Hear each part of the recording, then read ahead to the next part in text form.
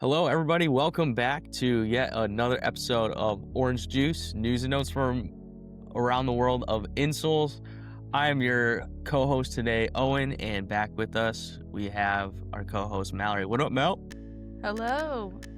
Me and Owen actually just got back from Nashville together for a family wedding, so I'm a little bit in recovery, get back into routine mode right now. Well, hopefully you listened to some of our previous podcasts, or you were probably even participating in them about wedding tips and insoles and all that good stuff. But I think we did good. We traveled to Nashville. I don't know if you said that, but Nashville, Tennessee. We were down on Broadway, uh, kind of checking out the culture, so to speak, and attended a beautiful wedding. And here we are. Actually, a pretty big theme around the trip was football. So football season is finally kicked off. This was the first week of NFL games, and we thought it'd be a fun topic to talk to our audience about game day survival tips or just ways to make the best of your game day experience, whether that's for realistically football game coming up, high school, college, pro, pee-wee football. We don't want to leave that out either. If that's you, this is for you. Also, we know there are all sorts of other great sports, and a lot of the same tips will apply. But in the spirit of football season in this topic, Mallory, do you have any favorite game day traditions? Yeah, I think a good day for me would consist of buffalo chicken dip. If there's buffalo chicken dip around, I am happy. Love it. And also a good game of Stat Cup, or otherwise known as Rage Cage, or whatever else you call it. But that's one of my favorite kind of drinking games. I feel like it gets everyone involved, and it's a fun way to kick off the day. Okay. What are Love yours? it. I mean, for us, there are so many traditions and just experiences that we've had growing up. We went to many Michigan State football games. The stadium's only 10 minutes away from us, but also Detroit sports and Lugnuts baseball and you name it. We've been there, just being a big sports family and really just enjoying the stadium atmosphere more than anything. But one of my definite favorite experiences. I just kind of thought of this like right as we started talking about it. Like I had some others teed up, but um, the Okemos homecoming parade and then football game was always so fun. So the Okemos High School homecoming uh, weekend, they would host a parade on Friday at about 4 p.m. And some years you'd be in it, whether that was for whatever activity that you're doing or sport or just whatever it is, you might be on a float. But most years I would enjoy the big party that Tom and Marcia would have at our house because it was right along the parade route. So we'd have all sorts of people over. They'd kind of bring their own dish to pass, crock pots everywhere, tubs of drinks, and then just candy being thrown from all the floats into our front yard, which was pretty epic, especially as a kid. Yeah, I think the best thing we did was set up trash cans one year with point systems on it if people hit it with candy, and it was really a way for us kids just to get way more candy out of Yep. everyone. Yeah, we had it rigged. We had it down to a system. They did move the parade route.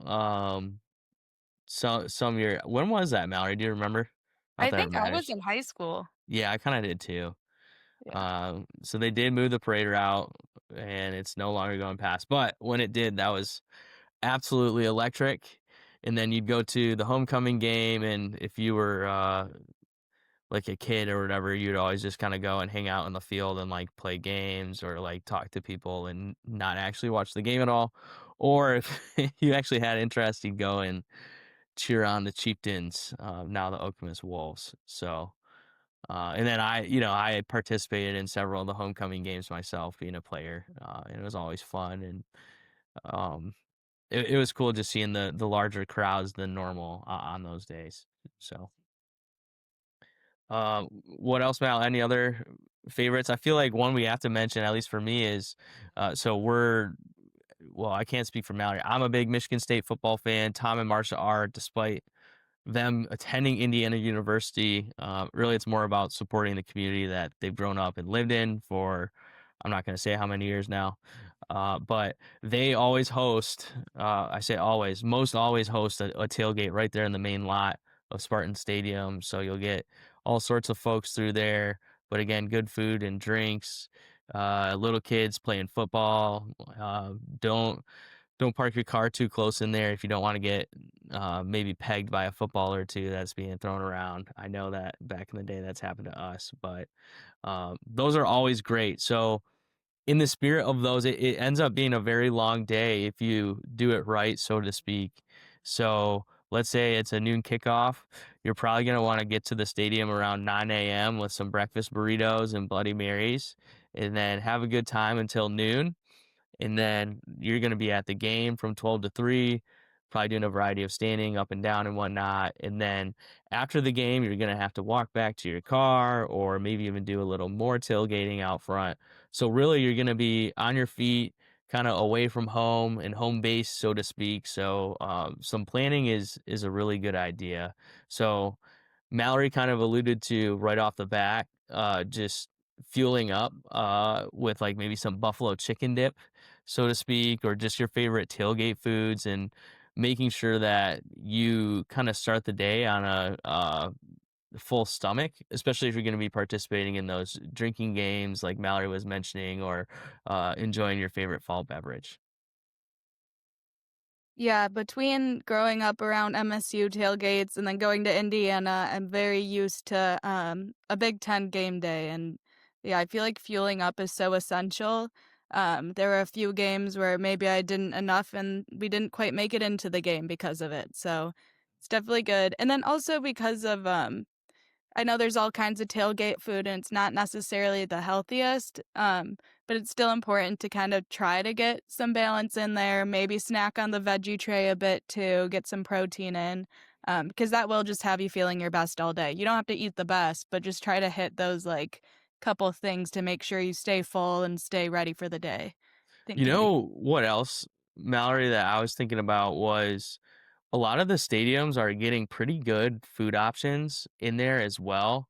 So maybe you really are just tailgating more for the experience and not necessarily the food. Or if you get stuck, you can just head in a little bit early and find some really good food. Like I know a lot of places have like gourmet tacos on deck, or obviously like pizza and hot dogs and hamburgers and all that. But also a lot of them will have like sub sandwiches or like wraps and all sorts of stuff now. So that is something where if you get stuck, you can just head into the game early or whatever it may be, and bank on a meal in there too.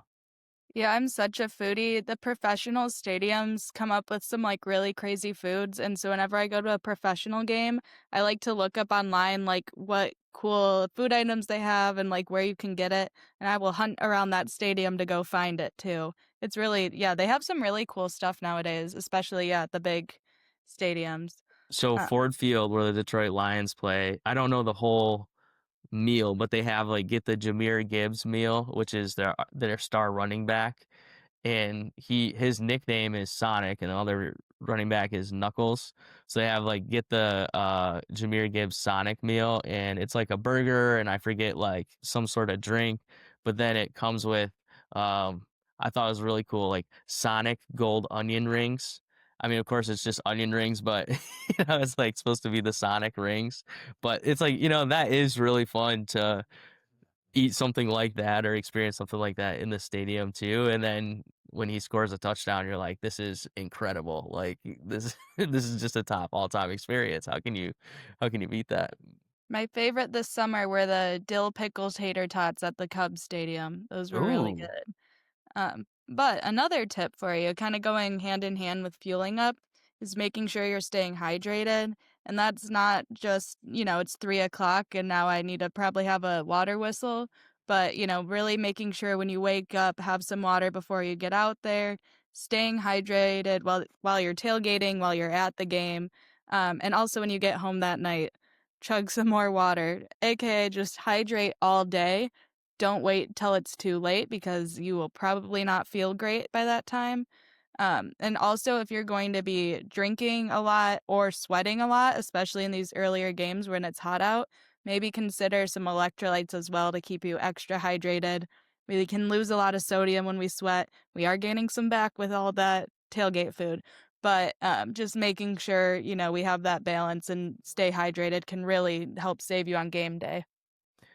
Yeah, I started thinking about, like, if I know I'm going to be drinking more than just like 1 or 2 beers, at like an event or something, I really start planning a few days in advance to make sure I am drinking enough water. And because sometimes I just get behind and like I literally like leave my water cup like in the car and I just don't go get it for the day. No, I know that sounds so lazy, but there's a lot going on over here. But anyway, doing that and then Mallory said this, but pairing it with an electrolyte drink or powder and whatnot, you could even bring them to the tailgate and drink some during the tailgate or maybe even take some into the game. I don't know technically if that's allowed, but there's probably a way you could figure it out if you really wanted to. But yeah, just staying hydrated.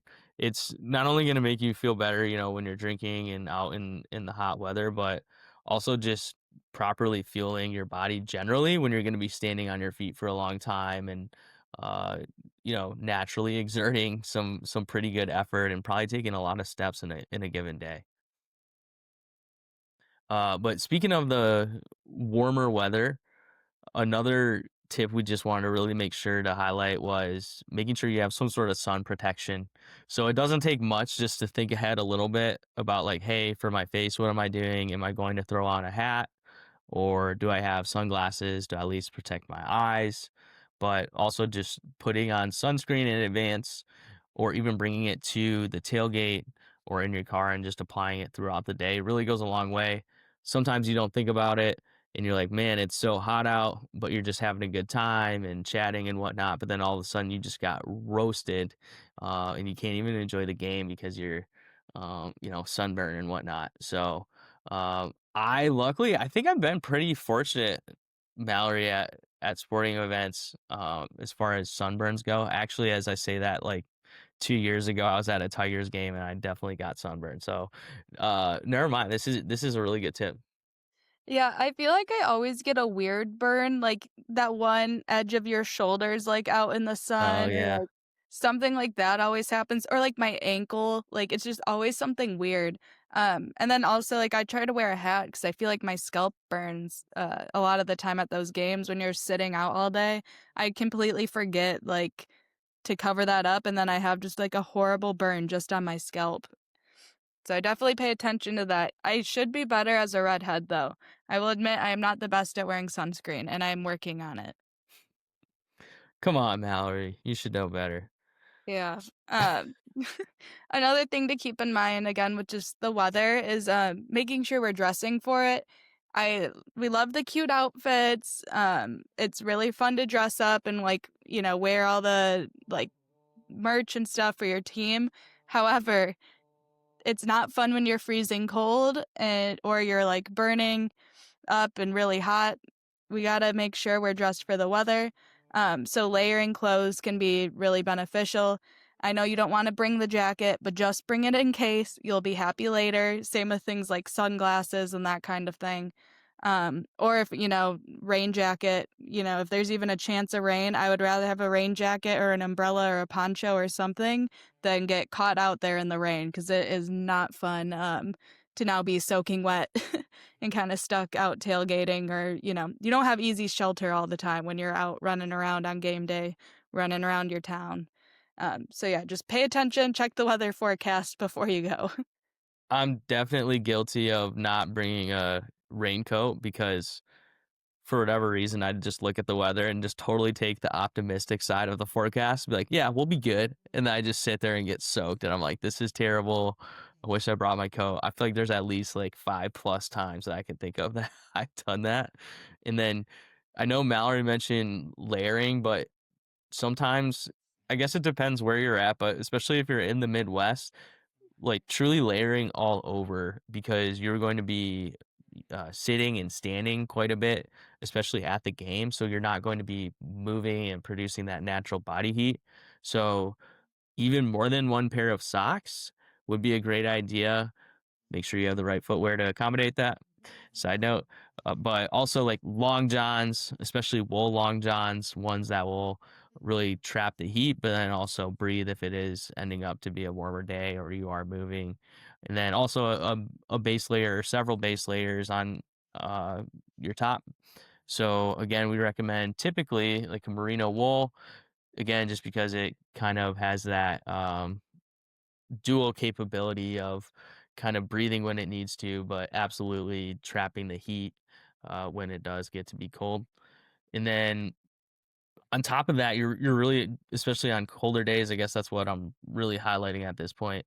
You're gonna want to have some sort of insulated jacket and then a weatherproof, I guess, layer.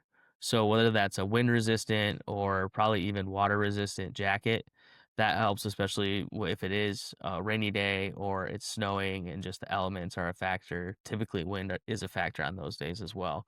So you what's the saying, Mallory? I've said it before. You can always take it off, but you can't put on what you don't have. Is that the general It saying? definitely. And it can still be cute. Like a lot of the time I'll throw just a pair of leggings under my jeans or sweats or whatever, just to have that extra layer. Or if like there's a t-shirt I really want to wear, like a smart wool long sleeve, you can layer a t-shirt on top and make it like a cute outfit. I know you probably don't care as much, but there's ways to make it like cute and work and also be comfortable and warm. Well, I don't really call my outfit cute necessarily, but I do get the comments like, "Are you sure you're gonna be warm enough wearing that?" And I feel like I don't know. I take that as maybe a little bit of a compliment, like I'm looking good, not like I'm just in my big puffball coat and my just like waddling along in my snow boots. So I've had a few games where I have just gone like that. I'm like, I'd rather be comfortable. I don't blame you. But yeah, I never look down upon those people ever, especially doing this podcast.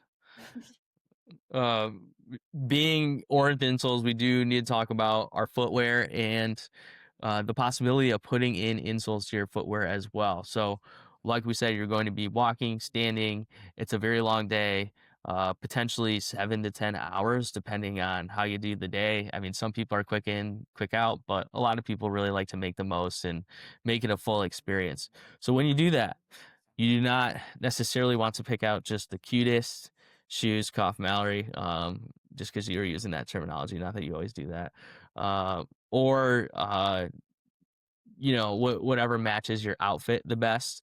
Really consider the weather. So if it is going to be colder or even wet, boots could be a solid option. I feel like that's a generally accepted thing.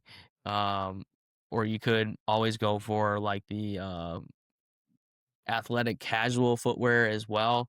I would typically wear something like that more towards the beginning of the season or if you're in a warmer weather climate. Now, I feel like some SEC schools and just like schools in the South are listening to this and they're just like cringing. They're like, dude, you need to dress up. But we're about comfort here.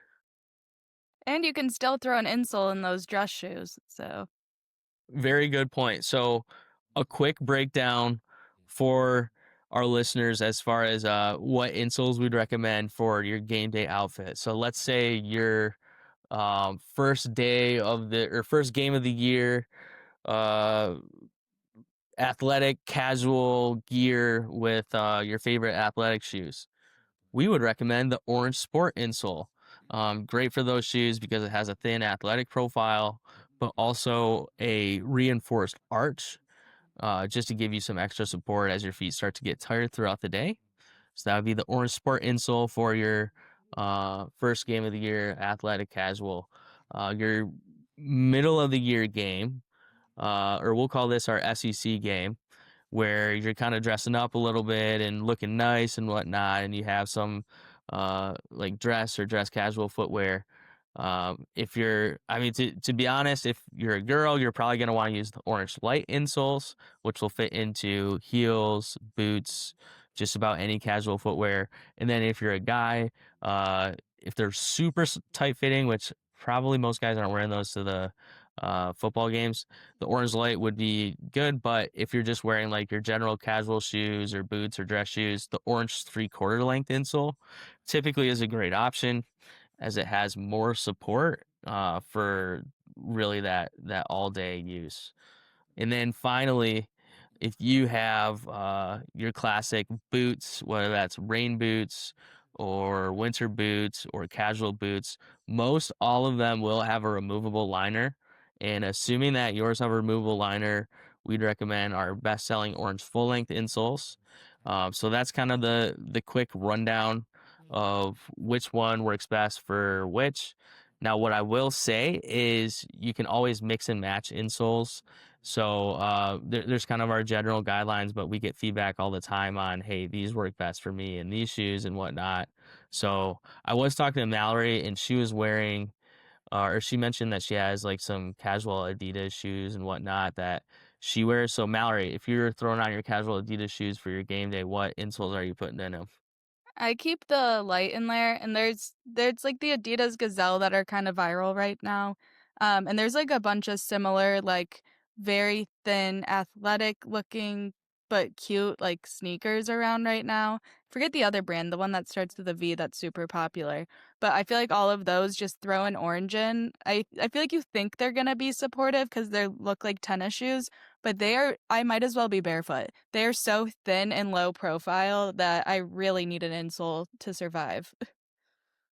Great point. So orange light, I would have maybe said orange three quarter, not the orange light, but that's just everyone's own taste. That's kind of the whole point. Is you can put different ones in different shoes, of course, and really trial and error is the best way. If you're just like, hey, I am new to insoles and you really want to invest in your feet, and I haven't said this yet before, it would really be awesome to just get one of each pair of insoles, and then you'll pretty much be covered, and you can put them in different shoes and see how you like them and whatnot. Uh, of course, we do have a guarantee on all of our stuff, so if you are trying one of those pairs and you're like, yeah, this one just isn't for me, you can return them. But that really is a great option. I was talking to our founder, Tom, obviously our dad as well, if you've listened to previous podcasts, but he's saying, I use all of our insoles for different things at different times, and I really do too. It just depends on the day, depends on the activity, the shoes. You just kind of size it up and plug in what's best. But I've had great results with all four of our insoles, no matter the footwear and no matter the game day. Definitely. Well, I feel like we gave some good tips for everyone to survive this season. Basically, just, staying ahead of it, planning it out, making sure you're hydrated and fueled, prepared with your outfit, and outfit all the way down to your feet. I feel like that is really what it takes is just thinking ahead a little bit, and you will be all set to have a great day. Mallory, I need to throw out two more quick tips. Okay. One tip, one, know where you're going to be parking and plan, or if you don't know where you're going to be parking, plan some extra time accordingly. And two, make sure you know the bathroom situation because sometimes you get really, really long lines or areas that there just like aren't bathrooms. And if you wait too long, it might be a good 30, 45 minutes before you can actually find the right spot. That's not to scare anyone. It's just the reality. No, I've been there before, and it's the worst. You really, if you kinda have to go right then. Do not Yeah, wait. It's a whole mess. I guess my 2 bonus tips would be when it's cold, hand warmers. When it's hot, portable fan. Small thing that will help save you. love it. All right, well, that'll do it for us. Hopefully, you guys have all the tips you need to have a wonderful game day, wherever that may be or whenever it may be. And we will catch you on another episode of Orange Juice.